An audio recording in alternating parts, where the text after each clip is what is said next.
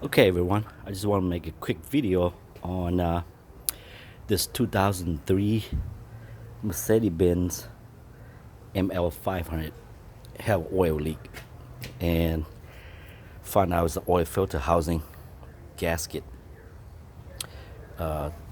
This right here is the oil cooler, and this right here is oil filter housing, and you have three gaskets or seal that go on there.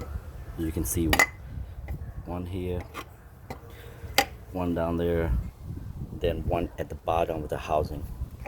The housing sits in there like this, and it is held on by a, let's see where, here it is. This nut right here go into the housing. See that opening of the housing? Well, this go in there, and it's screwed into the bottom of this right there. And what you need is a special socket, which is a 46 millimeter socket. It can be a 1/2 inch drive or a 3/4 drive. I have a 3/4, and I have a reducer from 3/4 to a 1/2 inch. If you don't have this, you won't be able to get it out. So make sure you have the 46 millimeter socket before you attempt this job. And make sure it goes in there nice and easily, because you'll have a socket that is huge. Let me show you what I'm talking about. This right here is also a 46, it's a 3/4 size socket. It's also a 46 millimeter, but it's just too big. It won't fit into the housing. And what I did, I thought I could tap it onto the nut, and what happened, I cracked the housing. Show you right here, I cracked it right here, and I was trying to RTV it, but it didn't work. The oil come out, so I went to the junkyard and got a new one. And to do this job, you want to remove the oil cooler from the housing, and it takes a 30 T torque bit, a 30 torque bit, T30 torque bit, should I say. And I have this little set that I bought a while back. Comes in really handy, good for tight places.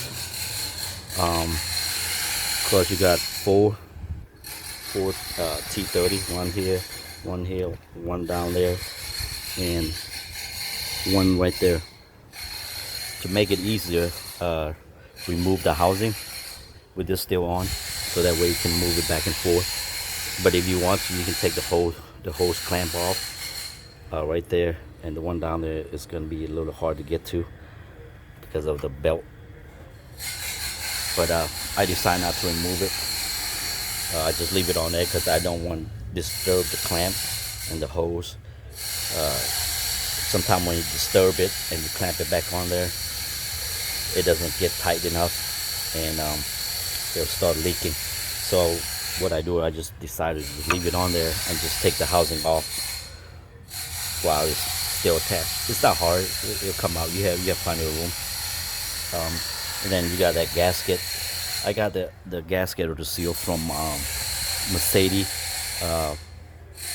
dealership for $40. And also make sure you take out the filter cap right here. Use the oil filter wrench. This is plastic. You don't want to grab it with the big pry bar like this one, because if it's too tight, you grab it and you try to loosen it, you could crack the plastic, and then you're gonna have to go buy a new one. But I also use this too, this strap right here. It works great too. So yeah, just don't use the big channel lock or pry bar, whatever you have, because you could crack that housing. Yeah, once you get it off, pretty much easy. If you have a socket, This side is also inch and 13/16. If you don't have 46 millimeter, you can use inch and 13/16 to get this. Just be careful, like I said, it goes in nice and smooth, no binding. If the socket's too big and you try to tap in it like I did, and you'll crack the housing. Luckily, the junkyard have it, and I went to the junkyard and got it out. And they'll ship one like 80, almost 90 bucks. Another one wanted $111 for it. But yeah, just a quick video would help you out. Just replace those 3 gaskets. Like I said, the one there, and one at the bottom. Put the housing on and put this big nut back on there, and should take care of your leak. Have a good day.